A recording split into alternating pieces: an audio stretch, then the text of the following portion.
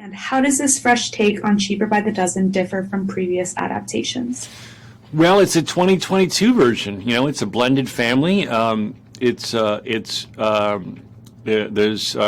kids on doing TikTok dances, and Kenya Barris wrote it, who's a genius writer behind shows like Blackish and Mixedish, and it really, while still being a family comedy, has the sense to take on what it's like to be a blended family, not just two different races, in fact, multiple races, but a disabled child, a discussion of a child's exploring their sexuality. My ex-wife in the film is battling depression. So just a lot of mature topics that might not be in an earlier years version, but would be pretty crazy to leave out of a 2022 version. So I think that's the biggest difference, is that it's a modern take on the beloved story. And why is this such a timeless story? I think people can just really relate to the themes of a big family, even if they're not in a big family. You know, they take it all as an exaggerated, heightened version of their own family. You know, everyone who's a parent, I'm sure, battles work life and family life and following their dreams, but at the same time making sure they're spending enough time and being a good enough parent. And then you go, okay, well, imagine you had 10 and 2 dogs and 2 exes and a full-time restaurant to run. It's so exaggerated and extreme that I think people find the humor in it, and they relate to it. What does this film say about families today? What does this film say about families today? I think that families come in all shapes and sizes and colors and sexual orientations, and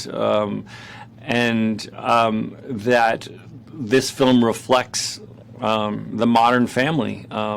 That's not to say that every family is blended, but that there's all different types of individual souls growing up in a family. And this film celebrates letting those children develop into whomever they truly are. Obviously, being a parent to them and guiding them and making sure they behave and stay in line, but at the same time letting them grow into whoever they want to be. And were you attracted to playing the role of a father with 10 children? Yeah, I was attracted to playing the role of a father with 10 children because I love kids, and I knew they weren't mine, so I could hand them off at the end of the day.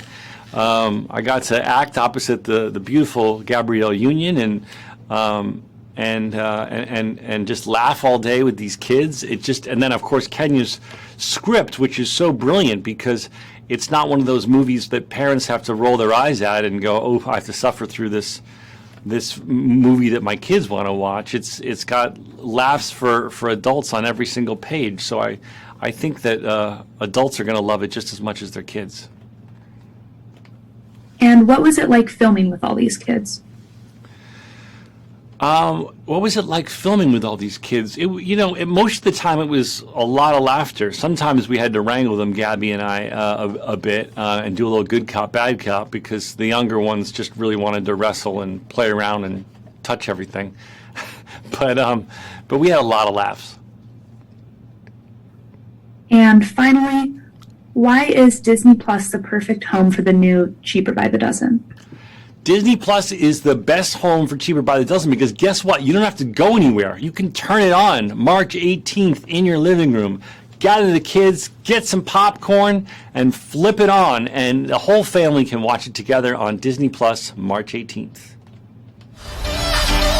It's not what it seems. So you guys weren't having a Fast and Furious style race for money? Whoa. I just realized we're not smarter than you. Just gonna